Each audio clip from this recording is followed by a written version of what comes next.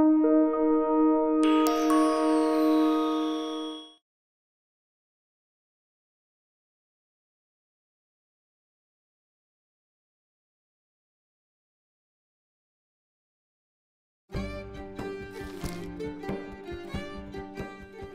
era o nome dado a uma grande propriedade de terra, sob domínio de um membro da nobreza durante a Idade Média na Europa.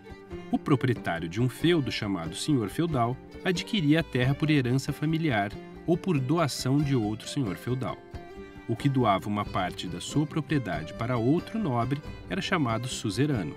Aquele que recebia a doação de terra era chamado vassalo. Em troca da doação, o vassalo deveria firmar um pacto de lealdade militar, devendo servir ao suzerano em casos de guerras ou conflitos com outros nobres. Para os nobres, possuir um feudo era uma das condições necessárias para fortalecer seu poder. Para os camponeses e pobres, habitar um feudo significava ter garantias contra as inúmeras e frequentes ameaças, como saques, guerras e crises de alimentos. Um feudo estava estruturado em torno de um castelo, quase sempre murado como forma de proteção contra os inimigos. O castelo, centro do poder econômico e político na Idade Média, era também uma referência para os camponeses que se organizavam ao seu redor.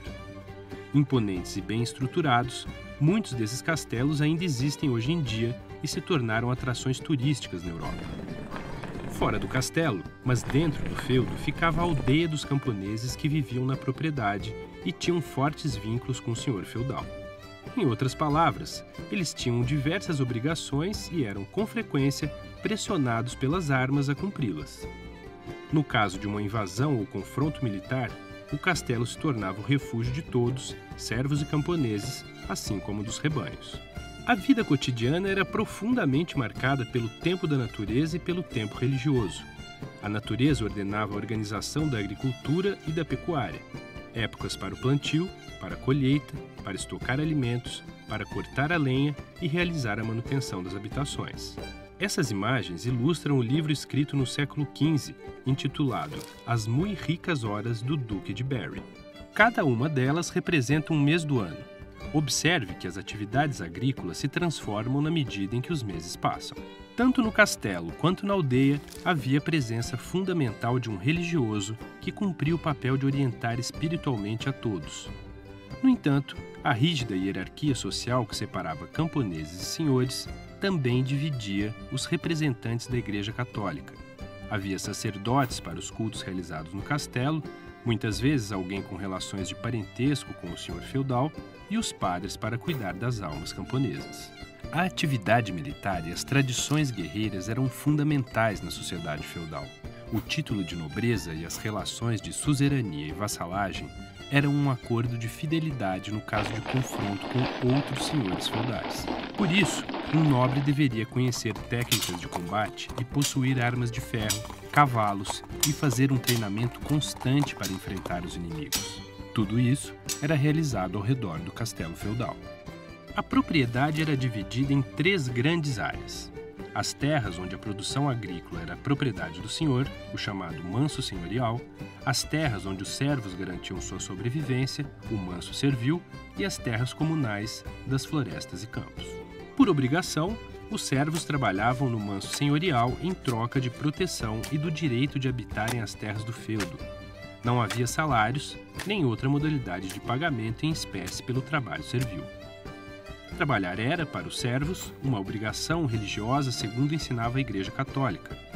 Tanto no manso senhorial quanto no manso servil, quem trabalhava com a produção agrícola eram os servos. A vida de uma família de camponeses na Idade Média era bastante difícil e as possibilidades de mudança ou melhoria eram bem reduzidas. Com poucos recursos tecnológicos e enfrentando o controle diário dos senhores feudais, os servos trabalhavam na terra para garantir a opulência e a riqueza do proprietário do feudo. Mas precisavam também alimentar suas famílias, garantir a manutenção da casa, que em geral eram construções precárias e frias que se deterioravam com o tempo. Não havia escolas, hospitais, delegacias, nem qualquer tipo de assistência material à vida. Mal alimentados, expostos ao frio do inverno, Trabalhando todos os dias, os servos mantinham, em geral, relações tensas com os senhores feudais. Para nós, no século XXI, é difícil imaginar por que aceitavam essas condições tão desumanas. Por que não se rebelavam? Por que não procuravam melhores condições de trabalho? Por que não fugiam? De fato, ao longo da formação do feudalismo, foram constantes as rebeliões e fugas de servos e camponeses contra as condições de trabalho nos feudos e a constante miséria a que estavam submetidos. Eles atacavam os senhores feudais e seus representantes, ateavam fogo às plantações ou simplesmente abandonavam as terras à procura de outro feudo ou de novas áreas ainda não exploradas. Muitos adquiriam uma vida de andarilhos, escondendo-se nas florestas e armando emboscadas contra as comitivas que atravessavam as estradas. A história de Robin Hood, um lendário nobre inglês que vivia na floresta de Sherwood, traz elementos importantes sobre o sentimento de injustiça dos servos contra certas práticas senhoriais. A exagerada cobrança de impostos, a violência excessiva e a intolerância com as solicitações dos aldeões de um feudo poderiam provocar diversos tipos de revoltas. O filme Robin Hood, de Ridley Scott, conta a história ficcional do surgimento da lenda. Nesse trecho, Robin Hood é tratado pelos camponeses como Sir Robert, o proprietário do feudo que retornou depois de 10 anos na guerra. No entanto, Robin parece diferir dos outros nobres pela preocupação que demonstra ao falar com os camponeses que o procuram.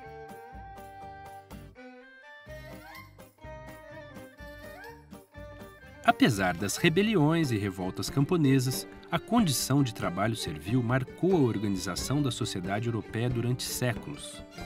Segundo um historiador da Idade Média, Jacques Le Goff, a sociedade medieval se baseava em relações de dependência e pertencimento. A sobrevivência dependia de elos sociais duradouros. Estar em comunidade era estar protegido, participar de um todo reconhecido. Por isso, a condição do servo era não só aceitável, como desejável para um homem pobre na Europa medieval.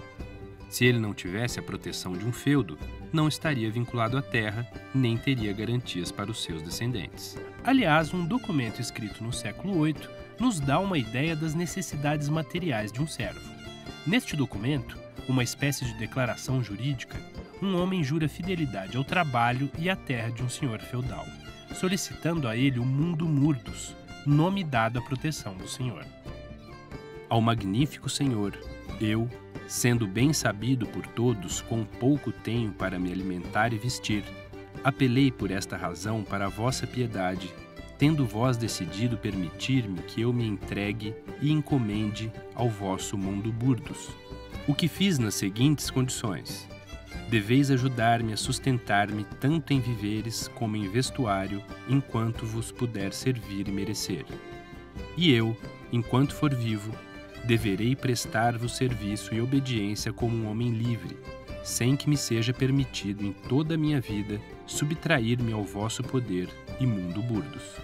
Mas antes deverei permanecer, para todos os dias da minha vida, sob o vosso poder e defesa. O servo oferece sua vida, seu trabalho, sua servidão, em troca, pede proteção e ajuda. O que é mais assombroso para o olhar do século XXI é que ele declara prestar serviço e obediência como homem livre. Para nós, um homem livre não poderia ser obediente a outro homem por toda a vida, mas para um camponês medieval, ser livre era não ser escravo. Era, portanto, na organização política dos castelos feudais e na organização do trabalho das terras que se estruturava a sociedade feudal. Os elos de uma corrente que ligava todos os indivíduos a um corpo social, uma sociedade hierarquizada, profundamente marcada pela força das armas e do pensamento religioso.